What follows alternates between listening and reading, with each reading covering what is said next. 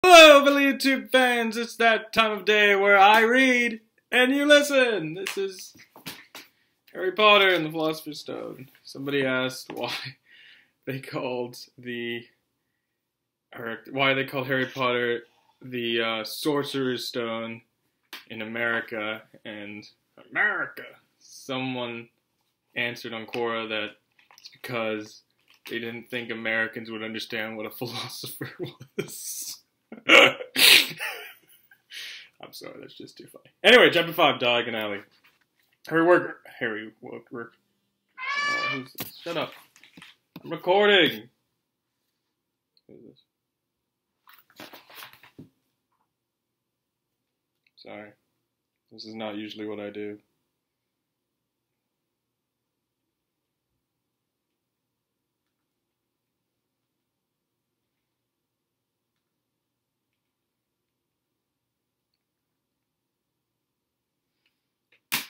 No more distractions. Chapter 5, Diagon Alley. Harry woke early the next morning. Although he could tell it was daylight, he kept his eyes shut tight. It was a dream, he told himself firmly. I dreamed a giant called Hagrid came to tell me I was going to a school for wizards. When I opened my eyes, I'll be at home in my cupboard. There was suddenly a loud tapping noise. And there's Aunt Petunia knocking on the door, Harry thought and started thinking. But he still didn't open his eyes. It had been such a good dream. Tap, tap, tap. All right, Harry mumbled. I'm getting up. He sat up, and Hagrid's heavy coat fell off him. The hut was full of sunlight. The storm was over. Hagrid himself was asleep on the collapsed sofa, and there was an owl rapping its claw on the window, a newspaper held in its beak. Harry scrambled to his feet, so happy he felt as though a large balloon was swelling inside him. He went straight to the window and jerked it open. The owl swooped in and dropped the newspaper on top of Hagrid, who didn't wake up. The owl then fluttered onto the floor and began to attack Hagrid's coat. Don't do that! Harry tried to wave the owl out of the way, but it snapped its beak. Don't do that! Harry tried to wave the owl out of the way, but it snapped its beak fiercely at him and carried on, savaging the coat. Hagrid! Said Harry loudly. There's an owl! Pay him! Hagrid grunted into the sofa. What? He wants paying for delivering the paper. Look in the pockets. Hagrid's coat seemed to be made of nothing but pockets. Bunches of keys, slug pellets, balls of string, mint humbugs, tea bags, finally. Harry pulled out a handful of strange-looking coins. Give him 5 nuts, said Hagrid sleepily. Nuts? The little bronze ones. Harry counted out 5 little bronze coins, and the owl held it its legs so he could put the money into a small leather pouch tied to it. Then it flew off through the open window. Hagrid yawned loudly. Sat up and stretched. Best be off, Harry. Lots to do today. Gotta get up to London and buy all your stuff for school. Harry was turning over the wizard coins and looking at them. He had just thought of something which had made him feel as though the happy balloon inside him had got a puncture. Hagrid? Said Hagrid, who was pulling on his huge boots. I haven't got any money. And you heard Uncle Vernon last night. He won't pay for me to go and learn magic. Don't worry about that, said Hagrid, standing up and scratching his head. Do you think your parents didn't leave you anything? But if their house was destroyed, they didn't keep their gold in the house, boy! Nah, first stop for us is on Gringotts, Wizard's Bank, out of sausage. They're not bad cold, and I wouldn't say no to a bit of your birthday cake, neither. Wizards have banks? Just the one, Gringotts, run by goblins. Harry dropped the bit of sausage he was holding. Goblins? Yeah, so you'd be mad to try and rob it, I'll tell you that. Never mess with goblins, Harry. Gringotts is the safest place in the Wizard for anything you want to keep safe, except maybe Hogwarts. As a matter of fact, I gotta visit Gringotts anyway. For Dumbledore. Hogwarts business. Hagrid drew himself up proudly. He usually gets me to do important stuff for him. Fetching you, getting things from Gringotts. Knows he can trust me, see? Got everything? Got everything? Come on, then. Harry followed Hagrid out onto the rock. The sky was quite clear now, and the sea gleamed in the sunlight. The boat Uncle Vernon had hired was still there, with a lot of water in the bottom after the storm. How did you get here? Harry asked, looking around for another boat. Flew, said Hagrid. Flew? Yeah, but we'll go back in this. Not supposed to use magic now I've got you. They settled down the boat.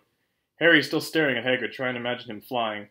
Seems a shame there were, though, said Hagrid, giving Harry another of his sideways looks. If it was to, speed up things up a bit, would you mind not mentioning it at Hogwarts? Of course not, said Harry, eager to see more magic. Hagrid pulled out the pink umbrella again, tapped it twice on the side of the boat, and they sped off towards land. Why would you be mad to try and rob Gringotts? Harry asked. Spells, enchantments, said Hagrid, unfolding his newspaper as he spoke. They say they're dragons guarding the high-security vaults. And then you gotta find your way. Gringotts is hundreds of miles into London, see? deep under the underground.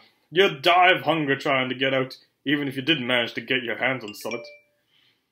Harry sat and thought about this, while Hagrid read his news. What is happening?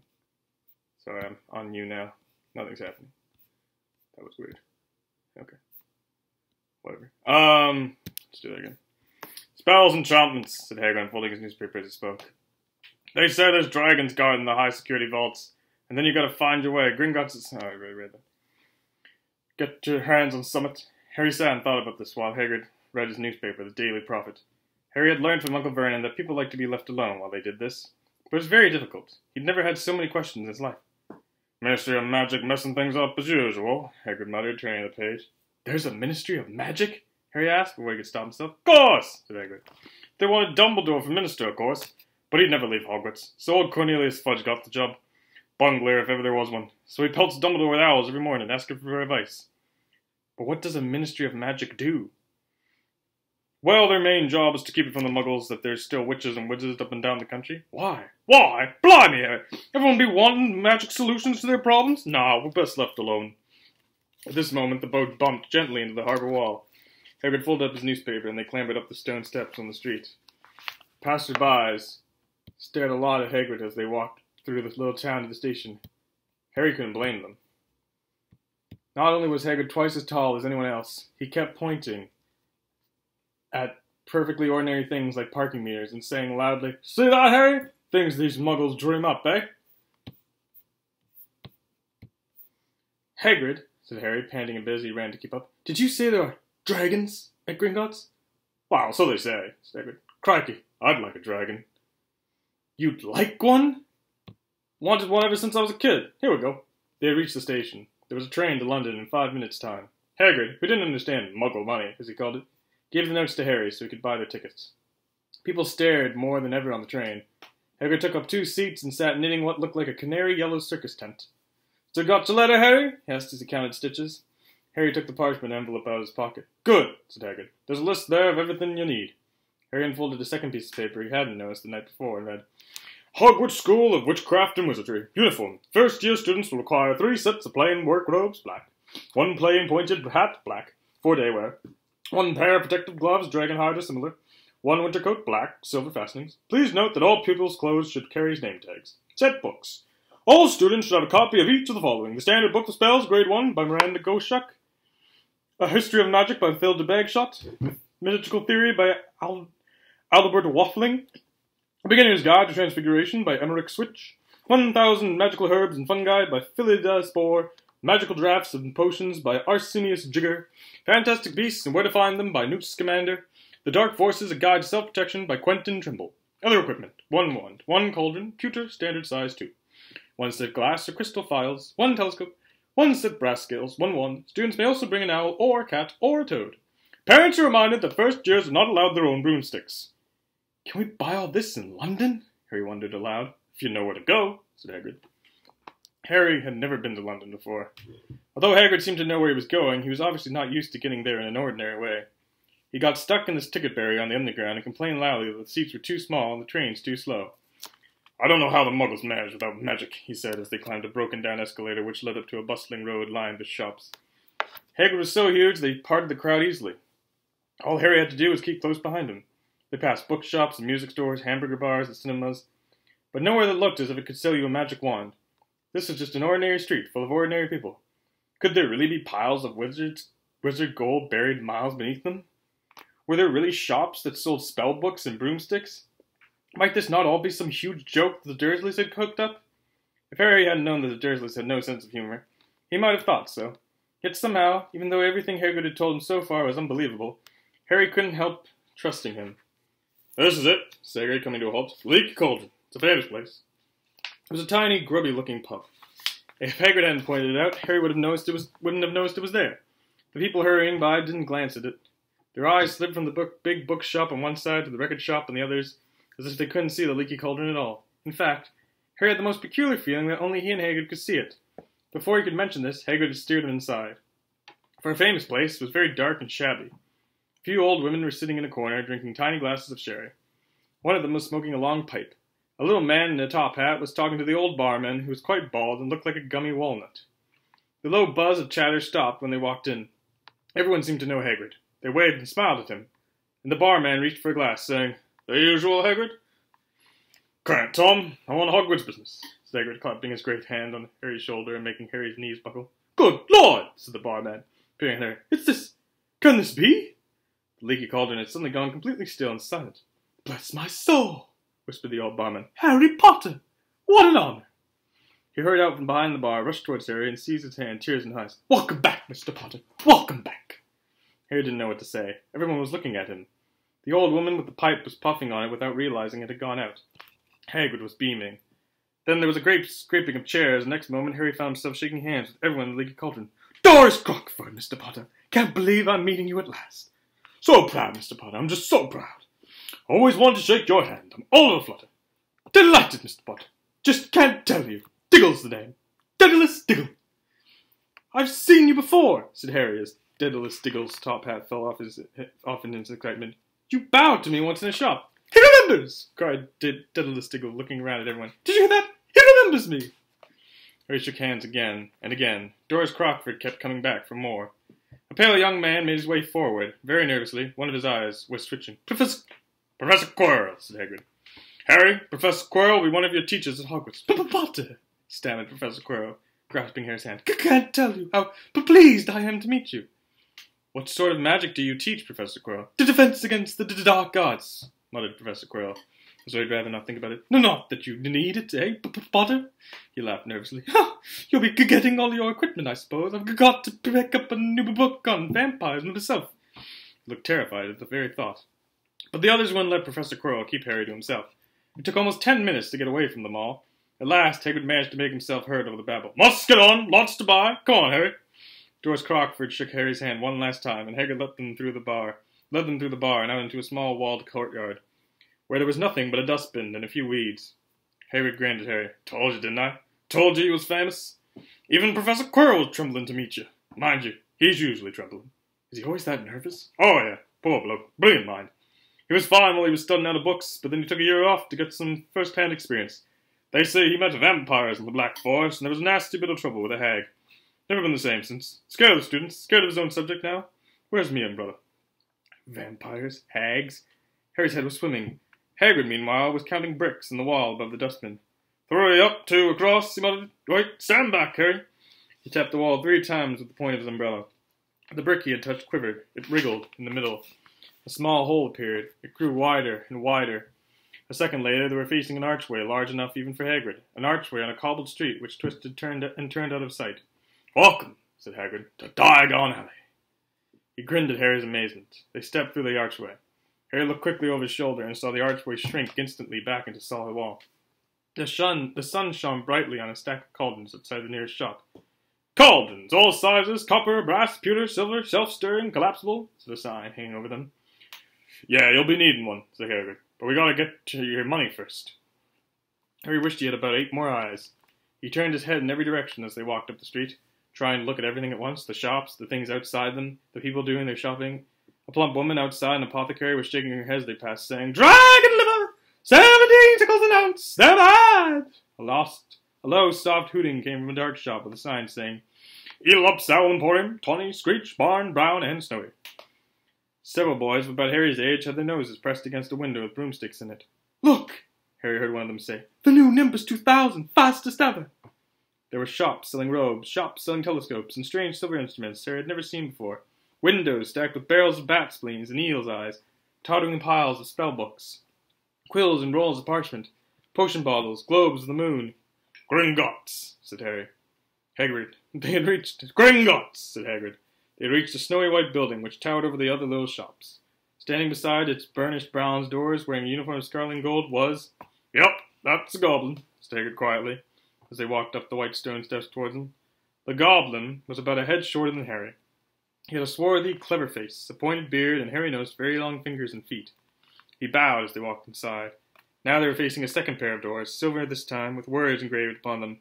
"Enter, stranger, but take heed of what awaits the sin of greed. For those who take but do not earn must pay most dearly in their turn. So if you seek beneath our floors a treasure that was never yours, thief, you have been warned, beware, finding more than treasure there. Like I said, you'd be mad to try and rob it, said Hagrid. A pair of goblins bowed them through the silver doors, and they were in a vast marble hall. About 100 more goblins were sitting on high stools behind a long counter, scribbling in large ledgers, weighing coins in brass scales, examining precious stones through eyeglasses. There were too many doors to count leading off the hall, and yet more goblins were showing people in and out of these. Hagrid and Harry made for the counter. Morning, said Hagrid to a free goblin. We've come to take some money out of Mr. Harry Potter's safe. You had his key, sir. Got it here somewhere, said Hagrid, and he started emptying his pockets onto the counter, scattering a handful of moldy dog biscuits over the goblin's book of numbers. The goblin wrinkled his nose. Harry watched the goblin on their right weighing a pile of rubies as big as glowing coals. Got it, said Hagrid at last, holding up a tiny golden key. The goblin looked at it closely. That seems to be in order. And I've also got a letter here from Professor Dumbledore, said Hagrid importantly, throwing out his chest. It's about the you-know-who, what? It's about the you-know-what in Vault 713? The goblin read the letter carefully. Very well, said, handing it back to Hagrid. I will have someone take you down to both vaults. Griphook! Griphook was yet another goblin. Once Hagrid had crammed all the dog biscuits back inside his pockets, he and Harry followed Griphook towards one of the doors leading off the hall. What's the you-know-what in Vault 713? Harry asked. Can't tell you that, said Hagrid mysteriously. Very secret. Hogwarts business. Dumbledore's trusted me. More of my job's worth to tell you that. Griphook held the door open for them. Harry, who had expected more marvel, was surprised. They were in a narrow stone passageway with flaming torches. It sloped steeply downwards, and there were little railway tracks on the floor. Griphook whistled, and a small cart came hurtling up the tracks towards them. They climbed in, Hagrid with some difficulty, and were off. At first they just hurtled through a maze of twisting passages. Harry tried to remember, left, right, left, middle fork, right, left, but it was impossible. The rattling cart seemed to know its own way, because Griphook wasn't steering. Harry's eyes stung as the cold air rushed past them, but he kept them wide open. Once he thought he saw a burst of fire at the end of the passageway and twist around to see if it was a dragon, but too late. He plunged even deeper, passing an underground lake where huge stalactites and stalagmites grew from the ceiling and floor. I never know, Hagrid called to Hagrid over the noise of the cart. What's the difference between a stalagmite and a stalactite? Stalagmite's got an M in it, said Hagrid. And don't ask me questions about now. Just now, I think I'm going to be sick. He did look very green, and when the cart stopped at last beside a small door in the passage wall, Hagrid got out and had to lean against the wall to stop his knees trembling. Griphook unlocked the door. A lot of green smoke came billowing out, and as it cleared, Harry gasped. Inside were mounds of gold coins, columns of silver, heaps of little bronze nuts. All yours, smiled Hagrid. All Harry's. It was incredible. The Dursleys couldn't have known about this, or they'd had it from him faster than blinking. How often have they complained about how much Harry cost them to keep? And all the time there had been a small fortune belonging to him, buried under London. Hagrid helped Harry pile some of it into his bag. The gold ones are galleons, he explained. 17 silver sickles to a galleon, and 29 nuts to a sickle. It's easy enough, right? That should be enough for a couple of terms. We'll keep the rest safe for you. He turned to Griphook. Vault 713 now, please. And can we go more slowly? 1 speed only, said Griphook. They were going even deeper now and gathering speed. The air became colder as they hurled around tight corners. They went rattling over an underground ravine, and Harry leant over the side to try and see what was down at the dark bottom, but Hagrid groaned to pull him back by the scruff of his neck. Vault 713 had no keyhole. Stand back, said Griphook importantly. He stroked the door gently with one of his long fingers, and it simply melted away. If anyone but a Gringotts goblin tried that, they'd be sucked through the door and trapped in there, said Griphook. How often do you check to see if anyone's inside? Harry asked. About once every 10 years, said Griphook with a rather nasty grin. Something really extraordinary had to be inside this top security vault, Harry was sure. And he leaned forward eagerly, expecting to see fabulous jewels at the very least, but at first he thought it was empty. Then he noticed a grubby little package wrapped up in brown paper lying on the floor. Hagrid picked it up and tucked it deep inside his coat. Harry longed to know what it was, but knew better than to ask. Come on, back in this infernal cart, and don't talk to me on the way back. It's best if I keep my mouth shut, said Hagrid. One wild cart ride later, they stood blinking in the sunlight outside Gringotts. Harry didn't know where to run first now that he had a bag full of money. He didn't have to know how many gallons there were to a pound to know that he was holding more money than he'd had in his whole life. More money than even Dudley had ever had. Might as well get your uniform, said Hagrid, nodding towards Madame Malkin's robes for all occasions. Listen, Harry, could you mind if I slipped off for pick me up in the leaky cauldron? I hate them Gringotts carts. He did still look a bit sick, so Harry entered Madame Mockin's shop alone, feeling nervous. Madame Mockin was a squat, smiley witch dressed all in mauve. "Hogwarts, dear?" she said, when Harry started to speak. "Got the lot here. Another young man being fitted up just now, in fact." In the back of the shop, a boy with a pale, pointed face was standing on a footstool, while a second witch pinned up his long black robes. Madame Mockin stood Harry on a stool next to him, slipped a long robe over his head, and began to pin it to the right length. "Hello," said the boy. "Hogwarts, too?" "Yes," said Harry.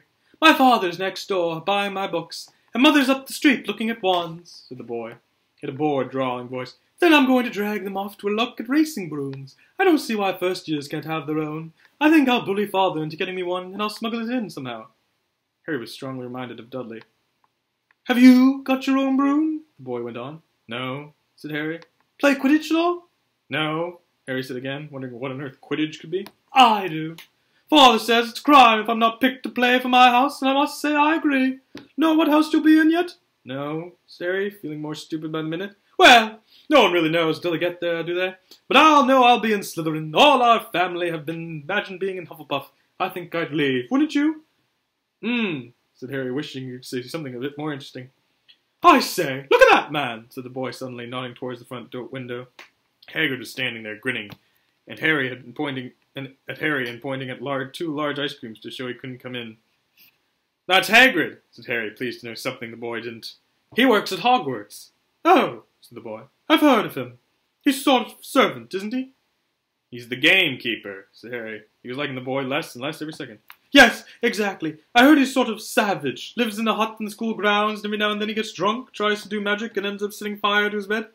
"I think he's brilliant," said Harry coldly. "Do you?" said the boy with a slight sneer. "Why? Is he with you? Where are your parents?" "They're dead," said Harry shortly. He didn't feel much like going into the matter with this boy. "Oh, sorry," said the other, not sounding sorry at all. "But they were our kind, weren't they?" "They were a witch and a wizard, if that's what you mean." "I really don't think they should let the other sort in, do you? They're just not the same. They've never been brought up to know our ways. Some of them have never even heard of Hogwarts until they get the letter, imagine. I think they should keep it in the old wizarding families. What's your surname, anyway?" Before Harry could answer, Madame Mockin said, "That's you done, my dear," said Harry. And Harry, not sorry for an excuse to stop talking to the boy, hopped down from the footstool. "Well, I'll see you at Hogwarts, I suppose," said the drawling boy. Harry was rather quiet as he ate the ice cream Hagrid had brought him, chocolate and raspberry with chopped nuts. "What's up?" said Hagrid. "Nothing," Harry lied. They stopped to buy parchment and quills. Harry cheered up a bit when he found a ball of ink that changed colour as he wrote. When they had left the shop, he said, "Hagrid, what's Quidditch?" "Blimey, Harry, keep forgetting how little you know, not knowing about Quidditch." "Don't make me feel worse," said Harry. He told Hagrid about the pale boy, Madame Mockins. "And he said people from Muggle families shouldn't even be allowed in." "You're not from a Muggle family. If he'd known who you were, he'd grow up knowing your name if his parents are wizarding folk. You saw him in the leaky cauldron. Anyway, what does he know about it? Some of the best I ever saw were the only ones with magic in them in a long line of Muggles. Look at your mum. Look at what she had for a sister." "So what is Quidditch?" "It's our sport. Wizard sport. It's like football in the Muggle world. Everyone follows Quidditch. Played up in the air on broomsticks, and there's 4 balls. Sort of hard to explain the rules." "And what are Slytherin and Hufflepuff?" "Schoolhouses. There's 4. Everyone says Hufflepuff are a lot of duffers, but I bet I'm in Hufflepuff," said Harry gloomily. "Better Hufflepuff than Slytherin," said Hagrid darkly. "There's not a single witch or wizard who went bad who wasn't in Slytherin. You know who was one. You know who was at Hogwarts?" "Years and years ago," said Hagrid. They bought Harry's school books in a shop called Flourish and Blots, where the shelves were stacked to the ceiling with books as large as paving stones bound in leather. Books the size of postage stamps and covers of silk. Books full of peculiar symbols and a few books with nothing in them at all. Even Dudley, who never read anything, would have been wild to get his hands on some of these. Hagrid almost had to drag Harry away from curses and counter-curses, bewitch your friends, and befuddle your enemies with the latest revenges, hair loss, jelly legs, tongue-tying, and much, much more. Professors Vindictus Viridian. "I was trying to find out how to curse Dudley." "I'm not saying that's not a good idea, but you're not to use magic in the Muggle world except in very special circumstances," said Hagrid. "And anyway, you couldn't work any of them curses yet. You'll need a lot more study before you get to that level." Hagrid wouldn't let Harry buy a solid gold cauldron either. "It says pewter on your list." but they got a nice set of scales for weighing potion ingredients and a collapsible brass telescope. Then they visited the apothecary, which was fascinating enough to make up for its horrible smell, a mixture of bad eggs and rotted cabbages. Barrels of slimy stuff stood on the floor, jars of herbs, dried roots, and bright powders lined the walls, bundles of feathers, strings of fangs, and snarled claws hung from the ceiling. While Harry asked the man behind the counter for a supply of some basic potion ingredients for Harry, Harry himself examined silver unicorn horns of 21 gallons each, and a minuscule glittery black beetle eyes, 5 nuts a scoop. Outside the apothecary, Hagrid checked Harry's list again. Just your wand left? Oh yeah, and I still haven't got you a birthday present. Harry felt himself go red. You don't have to. Ah, no, I don't have to. Tell you what, I'll get your animal. Not Toad. Toads went out of fashion years ago. You'd be laughed at. And I don't like cats. They make me sneeze. I'll get you an owl. All the kids want owls. They're dead useful. Carry a posting and everything. 20 minutes later, they left Aelop's Owl Emporium, which had been dark and full of rustling and flickering, jewel-bright eyes. Harry now carried a large cage which held a beautiful snowy owl, fast asleep with her head under her wing. He couldn't stop stammering his thanks, sounding just like Professor Quirrell. Don't mention it, said Hagrid gruffly. Don't expect you've had a lot of presents from them Dursleys. Just Ollivanders left now. Only place for wands, Ollivanders. And you gotta have the best wand. A magic wand. This is what Harry had been really looking for. Really looking forward to. The last shop was narrow and shabby. Peeling gold letters over the door read Ollivanders, makers of fine wands since 382 BC. A single wand lay on a faded purple cushion in the dusty window. A tinkling bell rang somewhere in the depths of the shop as they stepped inside. It was a tiny place, empty except for a single spindly chair, which Hagrid sat on to wait. Harry felt strangely as though he had entered a very strict library. He swallowed a lot of new questions which had just occurred to him, and looked instead at the thousands of narrow boxes piled neatly right up to the ceiling for some reason. The back of his neck prickled. The very dust and silence in here seemed to tingle with some secret magic. Good afternoon, said a soft voice. Harry jumped. Hagrid must have jumped too, because there was a loud crunching noise and he got quickly off the spindly chair. An old man was stumbling before them, his wide, pale eyes shining like moons in the gloom of the shop. Hello? Said Hagrid awkwardly. Ah, yes, said the man. Yes, yes. I thought I'd be seeing you soon, Harry Potter. It wasn't a question. It wasn't a question. You have your mother's eyes. It seems only yesterday she was in here herself, buying her first wand, 10¼ inches long, swishy, made of willow. Nice wand for Charmworth. Mr. Ollivander moved closer to Harry. Harry wished he would blink. Those silvery eyes were a bit creepy. Your father, on the other hand, favoured a mahogany wand, 11 inches, pliable, little more powder, and excellent for transfiguration. Well, I say, your father favoured it. It's really the wand that chooses the wizard, of course. Mr. Ollivander had come so close that he and Harry were almost nose to nose. Harry could see himself reflected in those misty eyes. And that's where... Mr. Ollivander touched the lightning scar on Harry's forehead with a long white finger. I'm sorry to say, I sold the wand that did it, he said softly. 13½ inches. You, powerful wand, very powerful, and in the wrong hands. Well, if I'd known what that wand was going out into the world to do... He shook his head again, and then, to Harry's relief, spotted Hagrid. Rubius! Rubius Hagrid! How nice to see you again. Oh, 16 inches. Rather bendy, wasn't it? It was, sir, yes, said Hagrid. Good wand, that one. But I suppose they snapped it in half when you got expelled, said Mr. Ollivander, suddenly stirred. Yes, they did, yes, said Hagrid, shuffling his feet. I've still got the pieces, though, he added brightly. But you don't use them, said Mr. Ollivander sharply. Oh, no, sir, said Hagrid quickly. Harry noticed he gripped his pink umbrella very tightly as he spoke. Said Mr. Ollivander, giving Hagrid a piercing look. Well, now, Mr. Potter, let me see. He pulled a long tape measure with silver markings out of his pocket. Which is your wand arm? Well, I'm right-handed, said Harry. Hold out your arm. That's it. He measured Harry from shoulder to finger, then wrist to elbow, shoulder to floor, knee to armpit, and round his head. As he measured, he said, Every Ollivander wand is the core of a powerful magical substance, Mr. Potter. We use unicorn hairs, phoenix tail feathers, and the heartstrings of dragons. No 2 Ollivander wands are the same, just as no 2 unicorns, dragons, or phoenixes are quite the same. And of course, you will never get such good results with another wizard's wand. Harry suddenly realized that the tape measure, which was measuring between his nostrils, was doing this on its own. Mr. Ollivander was flitting around the shelves, taking down boxes. That will do, he said, and the tape measure crumpled into a heap on the floor. Right then, Mr. Potter, try this one. Beechwood and dragon heartstring, 9 inches, nice and flexible. Just take it and give it a wave. Harry took the wand, and, feeling foolish, waved it around a bit. But Mr. Ollivander snatched it out of his hand almost once. Maple and phoenix feathers, 7 inches, quite quickly, try. Harry tried, but he had hardly raised the wand when it too was snatched back by Mr. Ollivander. No, no. Here, ebony and unicorn hair, 8½ inches, springy. Go on, try it out. Harry tried, and tried. He had no idea what Mr. Ollivander was waiting for. The pile of tried wands was mounting higher and higher on the spindly chair, but the more wands Mr. Ollivander pulled from the shelves, the happier he seemed to become. Tricky customer, eh? Not to worry. We'll find the perfect match here somewhere. I wonder now. Yes, why not? Unusual combination. Holly and phoenix leather, 11 inches, nice and supple. Harry took the wand. He felt a sudden warmth in his fingers. He raised the wand above his head, brought it swishing down through the dusty air, and a stream of red and gold sparks shot from the end like a firework, throwing dancing spots of light onto the walls.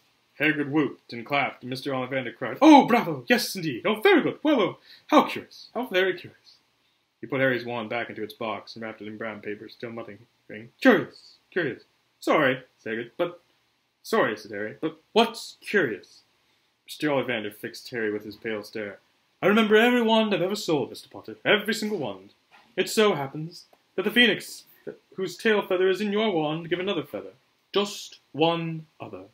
It is very curious indeed that you should be destined for this wand when its brother, gave you that scar." Harry swallowed. "Yes, 13½ inches. You? Curious indeed how these things happen. The wand chooses the wizard, remember. I think we must expect great things from you, Mr. Potter. After all, he who must not be named did great things. Terrible, yes, but great." Harry shivered. He wasn't sure he liked Mr. Ollivander too much. He paid 7 gold gallons for his wand, and Mr. Ollivander bowed them from his shop. The late afternoon sun hung low in the sky as Harry and Hagrid made their way back down Diagon Alley, back through the wall, back through the leaky cauldron, now empty. Harry didn't speak at all as they walked down the road. He didn't even notice how much people were gawping at them on the underground, laden as they were with all their funny-shaped packages, with the sleeping snowy owl on Harry's lap. Up another escalator, out into Paddington Station. Harry only realized where they were when Hagrid tapped him on the shoulder. "Got time for a bite to eat before your train leaves," he said. He bought Harry a hamburger, and they sat down on plastic seats to eat them. Harry kept looking around. Everything looked so strange now. "You all right, Harry? You're very quiet," said Hagrid. Harry wasn't sure he could explain. He just had the best birthday of his life, and yet he chewed his hamburger, trying to find the words. "Everyone thinks I'm special," he said at last. "All those people in the leaky cauldron, Professor Quirrell, Mr. Ollivander, but I don't know anything about magic at all. How can they expect great things? I'm famous, and I can't even remember what I'm famous for. I don't know what happened when the night my parents died." Hagrid leant across the table, behind the wild beard and eyebrows he wore a very kind smile. "Don't you worry, Harry. You'll learn fast enough. Everyone starts at the beginning in Hogwarts. You'll be just fine. Just be yourself. I know it's hard. You've been singled out, and that's always hard. But you'll have a great time at Hogwarts. I did. Still do, as a matter of fact." Hagrid helped Harry onto the train that would take him back to the Dursleys. They handed him an envelope. "Your ticket for Hogwarts," he said. "1st of September. King's Cross, it's all on your ticket. Any problems with the Dursleys, send me a letter with your owl. She'll know where to find me. See you soon, Harry." The train pulled out of the station. Harry wanted to watch Hagrid until he was out of sight. He rose in his seat and pressed his nose against the window, but he blinked, and Hagrid had gone.